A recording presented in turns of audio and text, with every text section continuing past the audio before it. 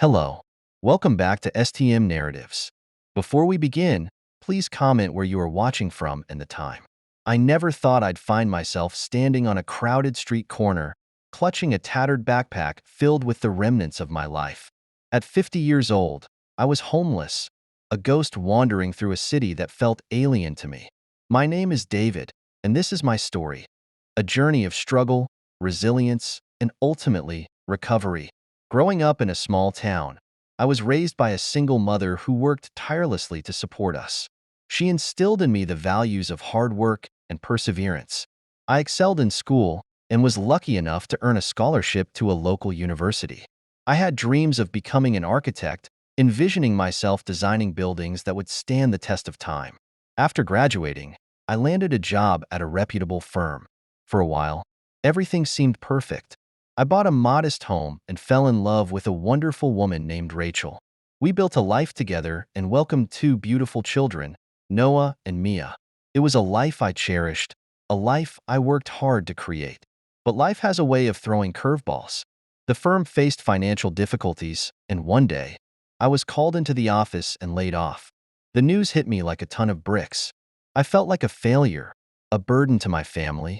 I spent months searching for a new job, sending out countless applications and enduring a string of rejections. The stress consumed me, and I sank into a deep depression. In the wake of my unemployment, I lost my house. With each passing month, my savings dwindled until I could no longer afford rent. It was devastating to see everything I had worked for slip away. Rachel, unable to cope with the mounting pressures, made the hardest decision of her life and left. Watching her walk away with Noah and Mia shattered my heart. I felt utterly alone, like I had lost not just my family but a part of myself. Soon after, I found myself on the streets, searching for shelter and a way to survive. It was a harsh reality. Once a respected architect, I was now just another face in a sea of despair. I wandered the streets day after day, my identity stripped away, reduced to the clothes on my back and the few possessions I clung to. Every day became a battle for survival. I learned to navigate the city's resources, seeking food at soup kitchens and finding temporary shelter in abandoned buildings or under bridges. My skin grew thick from the rough sidewalks and the indifference of those who passed by. I was invisible, a specter haunting the corners of a world that seemed to have forgotten me. Nights were the hardest. The chill of the air seeped into my bones as I covered myself with thin blankets, shivering as I listened to the sounds of the city, the sirens, the laughter, the chaos. I thought about Noah and Mia, wondering if they were safe, if they missed me. Guilt washed over me, threatening to drown me. I was supposed to be their protector, and yet I couldn't even protect myself. One rainy afternoon, I met an elderly man named Frank while huddled under a bus stop awning.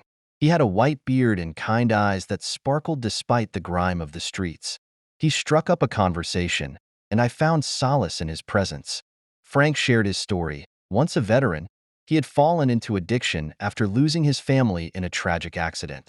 Like me, he knew the weight of despair, but also the importance of resilience. Life ain't about how hard you fall, David, he told me, his voice raspy but filled with wisdom. It's about how you get back up. His words struck a chord deep within me. For the first time in months, I felt a flicker of hope. Frank encouraged me to seek help at a local outreach center. They can assist with finding shelter, food, and even job training, he urged. I hesitated at first, uncertain if I deserved such kindness, but Frank's unwavering belief in me pushed me to take the first step. With Frank's guidance, I found myself at the outreach center the next day. The warm smiles of the staff greeted me as I walked through the door. They listened to my story without judgment, offering resources that felt like a lifeline. I was enrolled in a job training program, which provided not just skills but also a sense of purpose.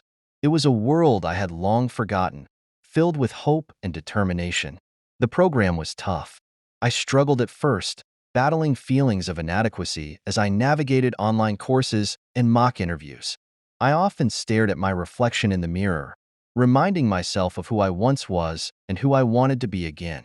My classmates, a diverse group with their own stories of hardship, became a support system. We shared our struggles, dreams, and determination to rise from the ashes. Slowly but surely, I began to regain my confidence. I enrolled in community college courses, reigniting my passion for architecture. I was eager to learn and grow, each lesson a stepping stone toward rebuilding my life. Harold became my mentor, cheering me on and reminding me to stay focused. We often shared meals at the shelter, swapping stories and laughter amidst the challenges. Yet, recovery wasn't a straight path. There were days when the weight of my past felt suffocating. I'd sit alone in the corner of the shelter, tears streaming down my face as memories of my family flooded my mind. I missed Noah's laughter and Mia's sweet hugs. Guilt gnawed at my insides, whispering that I was unworthy of a second chance. One evening, I decided to reach out to Rachel. It took all my courage, but I knew I needed to try. I found a payphone and dialed the number I had memorized, my heart racing. When Rachel answered, her voice was hesitant, filled with a mix of surprise and caution. "David, is that you?" "Yeah, it's me," I said, my voice trembling. "I just wanted to see how you and the kids were doing." Silence hung heavy in the air, but I pressed on. I told her about my journey, about the outreach center, the job training, and the hope I was finding. I spoke of my desire to be a better man, to one day be a father the kids could be proud of. "I want to make things right, Rachel," I pleaded. "I want to be there for Noah and Mia." Her response was filled with sadness. "I want that too, David, but it's going to take time. You need to prove that you can change." I understood.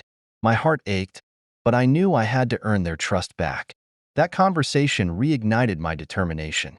I promised myself that I would keep working hard, that I would fight for my family and for my future. Months passed, and with each step I took, I felt stronger. The outreach center connected me with a job placement service, and I landed a position as an assistant in a small architectural firm. It was a humble beginning, but I was filled with gratitude. I immersed myself in my work, rediscovering the joy of creating and designing. Each project became a reflection of my journey, a testament to the strength I had found within myself. My relationship with Frank deepened as we celebrated each milestone together. He became like a father figure, offering wisdom and guidance as I navigated the challenges of re-entering society. We often shared dreams of a brighter future, finding solace in each other's company. One day, after work, I took a stroll through the city. As I passed the park where I once spent countless nights alone, I felt a sense of peace wash over me. I was no longer a ghost. I was a man on a mission, determined to reclaim my life. After months of hard work and healing, I felt ready to reach out to Noah and Mia again. I penned a heartfelt letter, pouring my emotions onto the page. I wrote about my journey, the struggles I had faced, and how I was striving to be a better man for them. It was terrifying, but I knew I had to take the leap. A week later, I received a response from Rachel. She agreed to meet, and my heart raced at the thought of seeing my children again. The day arrived, and I stood outside a small cafe, my hands trembling with anticipation. When I saw them approaching, I felt a wave of emotions crashing over me. Noah, now a teenager, looked so much taller, while Mia's face lit up with a smile that melted my heart. "Dad," they called, rushing toward me. I knelt down, embracing them tightly, feeling their warmth seep into my bones. It was a moment I had dreamed of, filled with love and forgiveness. Over coffee, we shared stories, laughter, and tears. I spoke candidly about my struggles, and to my surprise, they listened intently. Rachel watched, her eyes filled with cautious hope. The kids shared their lives with me, their schoolwork, friends, and dreams. I felt a warmth return to my heart as I realized that while I had missed so much, there was still a chance to be a part of their lives again.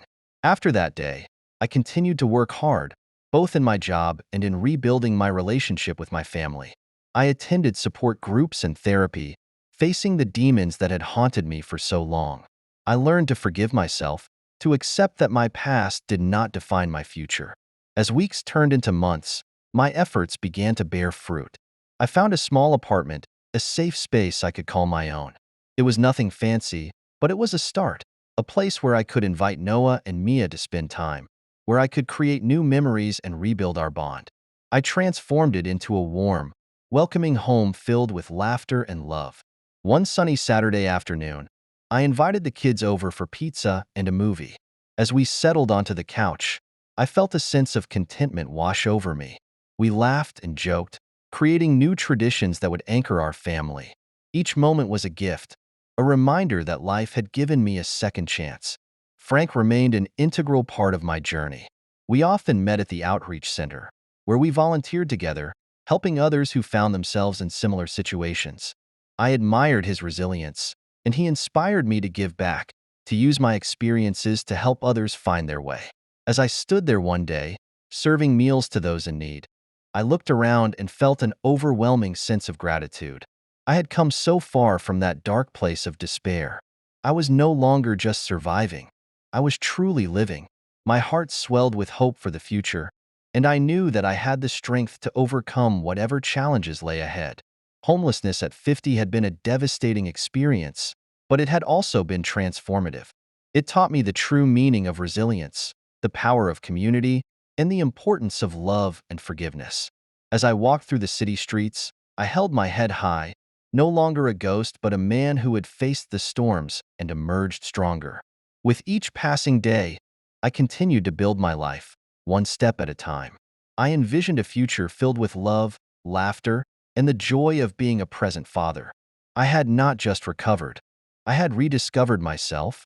The journey was far from over, but with every challenge I faced, I felt a renewed sense of purpose. I was David, a man who had fallen but had learned to rise again, ready to embrace whatever came next.